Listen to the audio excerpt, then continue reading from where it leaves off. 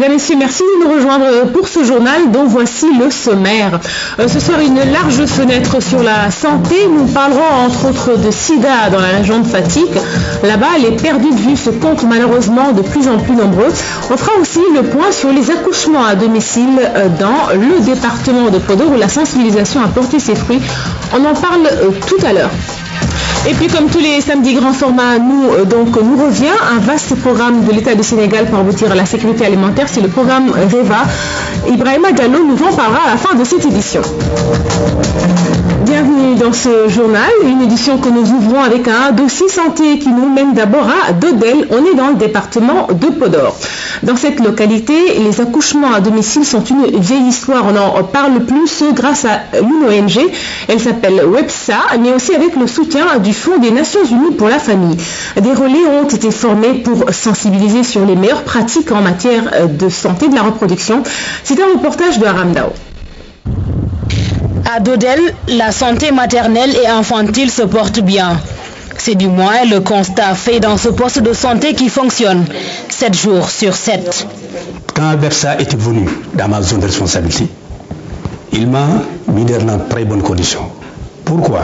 Parce que j'avais des villages qui se trouvent dans le Djiri et qui s'étaient confrontés à un problème de santé de la reproduction, surtout en matière d'accouchement. Les accouchements se faisaient à domicile, à moins qu'il y a un problème qu'ils viennent ici. Je n'ai jamais noté mort-naine ni un accouchement, une femme morte dans la maternité. Je n'ai jamais, depuis 34 ans, je suis là dans la santé, je n'ai jamais eu un décès maternel dans ma maternité. Pour obtenir ces résultats satisfaisants, l'UNFPA a travaillé en collaboration avec l'ONG WEPSA. Ensemble, ils ont formé 14 relais qui se déplacent en binôme, hommes et femmes, dans les 7 villages concernés. Sur place, ils animent des causeries. Il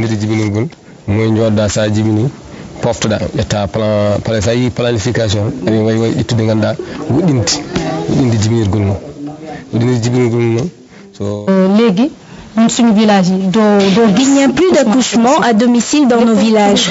Nous avons recensé toutes les femmes en état de grossesse et nous les assistons régulièrement jusqu'à l'accouchement. Ici, inutile de le répéter, les femmes qui sont dans cette situation ont compris que le poste de santé est le lieu le plus sûr. Avant, il y avait les agents de services à base communautaire qui faisaient les causeries et les visites à domicile. Cela a été jugé insuffisant. Finalement, des comités mamans ont été mis en place pour aider les relais à mieux faire le travail. Nous contribuons à faire des références dans ces structures sanitaires. La réussite doit être totale, estiment ces femmes qui ont décidé de ne ménager aucun effort pour y parvenir. Après la formation des relais, nous avons jugé utile de mettre en place une caisse de solidarité. Les fonds mobilisés sont complétés par la subvention de l'ONG WEPSA et l'UNFPA. Le tout sert à évacuer les femmes indigentes et les enfants en cas d'urgence dans les structures sanitaires. Les initiatives communautaires pour accroître la demande et l'utilisation des services de santé de la reproduction sont multiples dans cette zone. L'UNFPA peut compter sur son partenaire stratégique, l'ONG WEPSA, pour aider toutes ces populations de ce département de Podor à lutter contre la mortalité maternelle et infantile. Je vous en parlais aussi dans le sommaire. On poursuit notre série de reportages sur l'avancée de la lutte contre le sida à Fatick. Ce soir, on zoome sur la hausse du nombre de malades du sida perdus de vue. La pauvreté, mais aussi les idées reçues ainsi que certaines réalités sociales constituent un réel handicap dans la lutte contre le fléau. Le district de Sokone attend par exemple toujours une assistante sociale pour l'accompagnement des malades. Reportage Omar Diao. En plus des affections traditionnelles que l'on peut rencontrer partout en médecine interne ou en chirurgie, le centre de santé de Sokone suit quelques 100 malades du sida. Il bénéficie d'un suivi médical et biologique régulier. Nous avons présentement une file active de 110 personnes que nous suivons ici. Depuis 2004, nous avons réellement commencé à prendre en charge les personnes vivant avec le VIH au niveau du district de Sokone. En son temps, j'étais seul. Les statistiques du district révèlent une baisse de la mortalité sur la cohorte suivie entre 2009 et 2010. Par contre, on se fait du souci pour les perdus de vue dont le nombre a augmenté. On se pose un problème de transport, de moyens financiers pour pouvoir venir régulièrement au rendez-vous.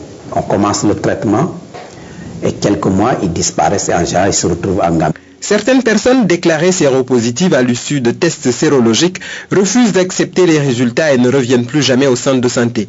Une autre difficulté fréquemment rencontrée dans cette zone est le remariage de jeunes veuves dont le mari est décédé d'un sida connu ou ignoré. En général, quand un homme décède, il a déjà 2 femmes, 3 femmes, et souvent les dernières femmes, c'est des jeunes femmes. On ne peut pas rester comme ça sans avoir de mari, c'est mal vu par la société, donc elles sont obligées de se marier sans partager leur statut. Des stratégies de suivi des femmes enceintes sont mises en œuvre dans le district, mais pour les examens biologiques des enfants, il faut aller jusqu'à Dakar. Il faut une disponibilité des ARV pour avoir une réponse satisfaisante. Mais aussi, il y a un autre problème. Il faut un accompagnement social des malades.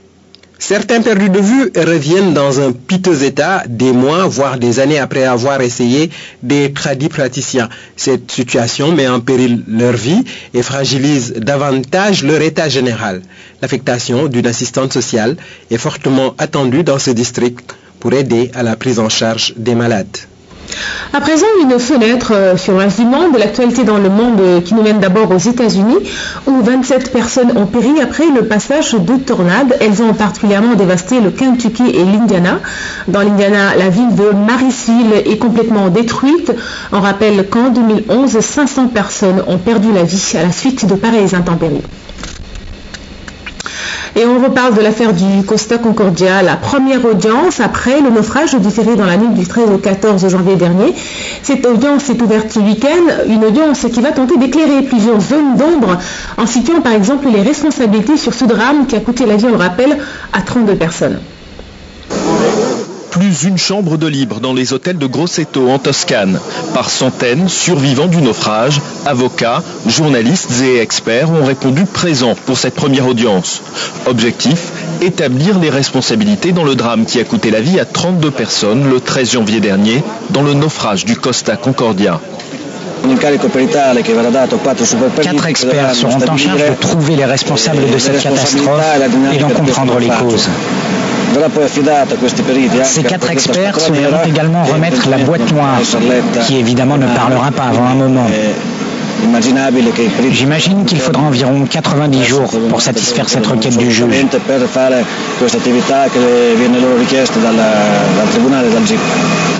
Sur les lieux du drame, il reste encore des corps de victimes à repêcher. C'est la priorité pour leurs proches. Nous, pour l'instant, c'est pas notre objectif, le tribunal. Le principal argument, nos enfants sont disparus, ils sont encore dans le bateau. Donc nous, ce qu'on veut, c'est retrouver nos enfants. Absence remarquée, celle de Francesco Schettino, le commandant du Costa Concordia poursuivi pour avoir provoqué le naufrage du bateau, tardé à donner l'alerte et abandonné le navire. D'après son avocat, il craint pour sa sécurité. 7 autres employés de Costa Croisière, dont 2 hauts dirigeants, sont également poursuivis dans cette affaire. Allez voter massivement, c'est le mot d'ordre du Conseil national de la jeunesse à l'endroit des jeunes du Sénégal. Le CNJS était face à la presse ce matin. Il va sensibiliser davantage sur l'acte citoyen qu'est le vote. Votez oui, mais bien voter, Issa Touré. Voter massivement dans le calme et la paix pour un renforcement de notre démocratie. C'est l'objectif affiché par le Conseil national de la jeunesse du Sénégal. Cette rencontre intervient à quelques jours du démarrage de la campagne du second tour. Une façon pour le CNJS de pousser les jeunes à ne pas rester chez eux le jour du scrutin du second tour. Le peuple, n'est-ce pas, a montré encore une fois que la meilleure manière de sécuriser sa souveraineté, c'est de le faire par les urnes, mais sans tambour ni trompette. Et ce sont les jeunes qui se mobilisent pour s'exprimer. Et à ce niveau-là, nous ne pouvons plus accepter des dérives messianiques ou de personnes. Nous invitons les gens à nous proposer leur projet de société. Un fort taux d'abstention a été noté au premier tour, raison suffisante pour les partisans d'Aliou Sow à encore sensibiliser la jeunesse sur la nécessité de choisir leur président. Nous, ce que nous entendons, l'essentiel, ce que nous entendons par sécuriser le vote, c'est inviter les jeunes à aller voter massivement et à le faire dans la paix et la tranquillité, à refuser toute forme de manipulation, de provocation et de violence. Le CNJS félicite également l'administration sénégalaise et la société civile pour la bonne organisation du scrutin du 26 février.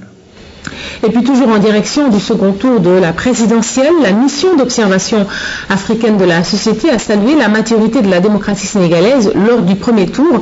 Au cours d'un point de presse, il a dans le même temps exhorté les Sénégalais à sortir massivement pour le jour du vote. Voici Innocence Dagbara Touré, porte-parole de la mission, que je vous propose d'écouter. Notre mission se réjouit de ces résultats qui reflètent à notre entendement et dans leur globalité la volonté de l'électorat telle qu'exprimée le jour du scrutin. Notre mission tient encore à féliciter tous les acteurs qui ont concouru à ce succès. Un deuxième tour de scrutin se profilant à l'horizon, notre mission invite ainsi l'ensemble de la presse internationale quant au traitement équilibré de l'information entre les candidats afin de les mettre tous, sans passion, au même degré, au même pied d'égalité. Attire à toute fin utile l'attention du Conseil national de régulation de l'audiovisuel. Félicite les médias nationaux pour leur sens de professionnalisme, de probité et de suivi de l'éthique dans le traitement de l'information post-électorale. Donne un satisfecit aux télévisions nationales, notamment la RTS, pour leurs initiatives prévues pour le second tour avec celle d'un débat télévisé entre les deux candidats compétiteurs. À présent, je vous propose un focus sur les maisons délabrées dans notre capitale. Elles constituent, il faut le dire, une réelle menace.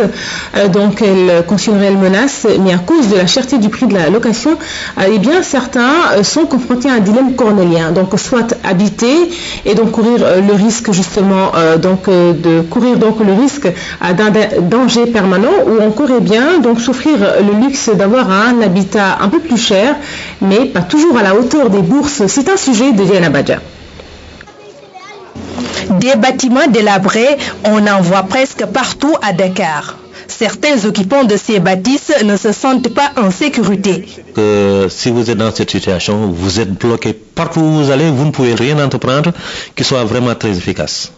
Parce que vous êtes bloqué psychologiquement, vous vous posez des questions, qu'est-ce qui se passe en mon absence, est-ce qu'il n'y a pas eu de problème chez moi? De temps en temps, comme c'est mon cas, j'ai le téléphone à la maison, j'appelle très souvent pour m'enquérir de la situation. Avec des fissures de part et d'autre du mur, la famille Koulibaly est consciente de la gravité de la situation.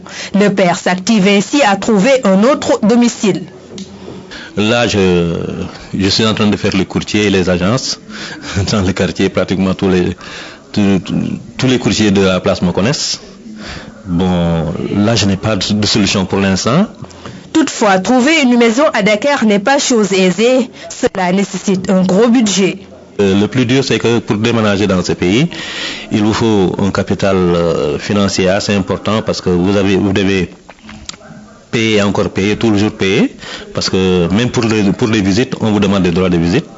Vous devez payer le transport de courtier. En fait, le courtage dans ce pays, les gens, tout le monde s'improvise courtier et chacun veut vous prendre le maximum de sous possible.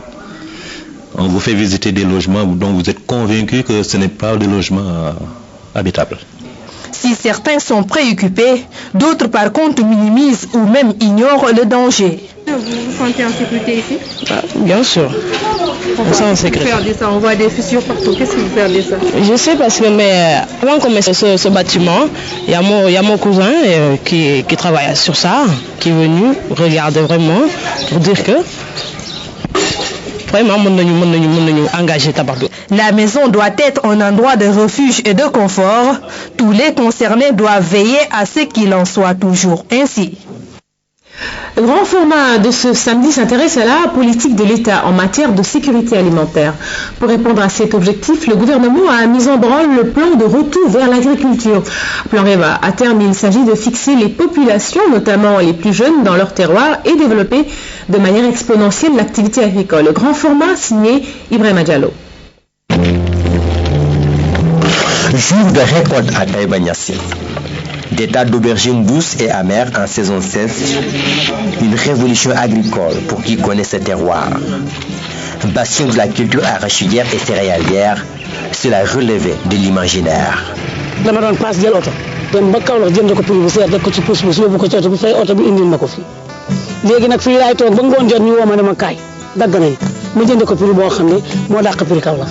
À Djaglé, dans la commune rurale de Toubacouta, ces femmes productrices ont lié pendant longtemps leur sort au ciel.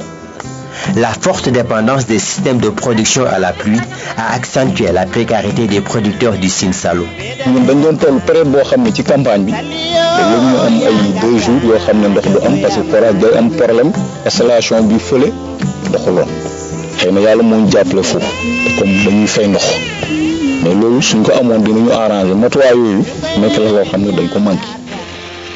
Des contraintes majeures qui ont conduit l'État du Sénégal, par le biais de l'Agence nationale du plan de retour vers l'agriculture, à une politique axée à la fois sur la maîtrise de l'eau et la mise en œuvre d'actions durables de développement à partir des fermes villageoises. L'agence REVA s'est redéployée maintenant au niveau du centre pour prouver que dans ces zones où l'agriculture était seulement adossée aux cultures hivernales, il est possible de faire des cultures toute l'année en maîtrisant l'eau. C'est ainsi que donc l'agence, sur sa politique de maîtrise d'eau à partir des eaux souterraines, a mis en place quelques fermes au niveau de ces régions.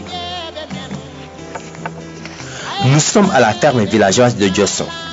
Sur un périmètre de 15 hectares, 40 personnes s'y activent. Organisés en union productrice, ces paysans, après 2 campagnes de maraîchage seulement, commencent à tirer profit de cette activité.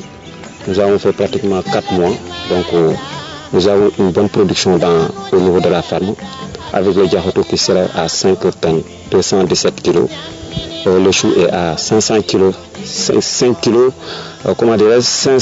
80. Le gombe est à 1 tonne 500. Nous récolté 1 32 975 récolté. À Djosson, chef-lieu de communauté rurale, le maraîchage génère une forte valeur ajoutée. Zone par excellence de culture hivernale, ce village sert d'exemple aux autres localités de la communauté rurale, car ces populations cultivent essentiellement ce qu'elles consomment pendant toute l'année.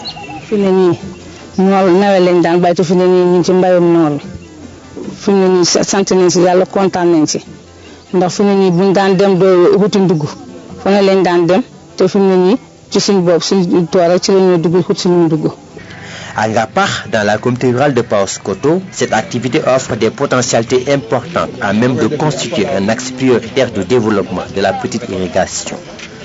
Adossé aux excédents du début de forage, ce périmètre d'une superficie de 6 hectares permet aux populations locales de cultiver des légumes et même de l'arachide 12 mois sur 12.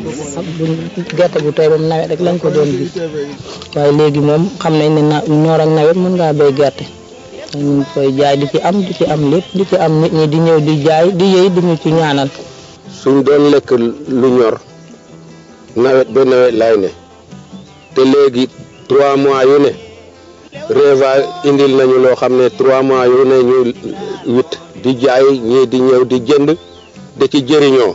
Dans cette région, il y a eu des forages où il y a un excédent de débit, où il est aussi possible d'adosser à ces forages des petites fermes pour environ 4 à 5 hectares pour y faire aussi des cultures, des cultures horticoles. La pérennisation du projet passe par l'appropriation des populations. Grâce aux revenus générés des 3 premières campagnes, le Conseil rural de Taïba Niassène approuve déjà la délibération de 150 hectares pour l'extension du projet. Biñ gisee ferme bi ni mu commencé ak résultat yi ñu jot a am ñoom amatuñ léegi benn doute ci ne ñu joxe 150 hectares yi moo gën ñu jël ko di ko bay comme ñetti weer ñu bay ci nawet bi bu nawet bi passé ñu toog dootuñ liggéey ba nawet bi dellusiwaat léegi loolu amatuñ ci benn problème. jot nañu def délibération ci 150 hectares yoo xam ne dañoo waxtaan ak population yi wax leen projet bi bañ d'accord ci accepté ko joxe tool yi ñu délibéré ko pour ñu def ko domaine agricole partagé bu gën a yaatu. En plus de ces fermes villageoises, l'agence REVA a développé un important programme de fermes modernes. Sur financement du Royaume d'Espagne, le Sénégal a bénéficié 6,5 milliards de nos francs pour la réalisation de 9 fermes ultramodernes. Parmi ces 9 fermes, vous avez la ferme agricole moderne de Kër Ali Bassine, qui fait 60 hectares aménagés. Ce programme offre de nouvelles possibilités d'emploi susceptibles de fixer les populations, plus particulièrement les jeunes dans leur terroir, et de diversifier les sources de revenus des femmes dans les exploitations familiales. Au-delà de sa mission d'instrument de lutte efficace contre l'immigration clandestine et la pauvreté dans le monde rural, l'agence REVA, à travers cette approche de maîtrise parfaite de l'eau, développe de profondes mutations dans le secteur agricole sénégalais. Oui, la terre ne ment jamais, comme cette série de tirs au but qui s'est soldée par la défaite de l'Union sportive de Ouakam face à l'équipe gambienne de Birkama. C'était tout à l'heure en direct sur votre antenne RTS 1. Donc, à conséquence, l'Union sportive de Ouakam ne disputera pas le second tour de la Coupe africaine des clubs. Pourtant, au match aller, Ouakam avait gagné sur la marque d'1-0. Résumé de ce match de tout à l'heure avec Ibrahim Andang. L'Union sportive de Ouakam est éliminée. Les protégés de Abdou Salam Sall terminent leur course au stade Demba Diop. Vainqueurs à l'aller, les rouges blancs ne réussiront pas à consolider cette avance. Du côté des Gambiens, c'est la grande joie. Après avoir perdu à domicile, Birkama United de la Gambie est venu arracher la qualification à l'ISO à Dakar. Pourtant, c'est l'Union sportive de Ouakam qui déclenche les hostilités dès l'entame du match. 4e minute déjà, Sadio Diao réussit une belle frappe qui passe au-dessus de la barre transversale. 2 minutes plus tard, c'est la réplique gambienne par l'intermédiaire de Moussa Boyan qui ne profitera pas de la passivité défensive de Ouakam. 23e minute, c'est encore Moussa Boyan qui s'illustre avec cette tête en puissance. Le centre, la tête. À la demi-heure de jeu, Mamadou Diop est fauché en pleine surface de réparation. Un penalty mal négocié par le capitaine Baye Moussa John. Oh, le ballon est sorti pas. Dernière minute avant la pause, Sadio Diao récidive avec ce mauvais contrôle devant le portier gambien Boubacar Sagna. Il a fallu attendre la 70e minute pour assister à l'ouverture du score. Un score qui restera inchangé jusqu'à l'épreuve fatidique des tirs au but qui tournera à l'avantage des Gambiens sur le score de 3-1. Le contre-pied parfait. C'est fini. Birkama United affrontera l'Espérance de Tunis pour le second tour. Mais ils ont réussi à revenir au score. Et oui, la fougue des sportifs qui n'altère pas à moins l'esprit fair play. Ainsi devrait aller le monde. Le monde sur Tessin, c'est tout un programme. Merci d'avoir suivi cette édition et merci également de suivre un peu plus tard dans la soirée l'édition qui vous sera présentée, l'édition du soir qui vous sera présentée par Abibou Baye. Quant à moi, je vous souhaite de passer un excellent samedi en compagnie de nos programmes. Au revoir.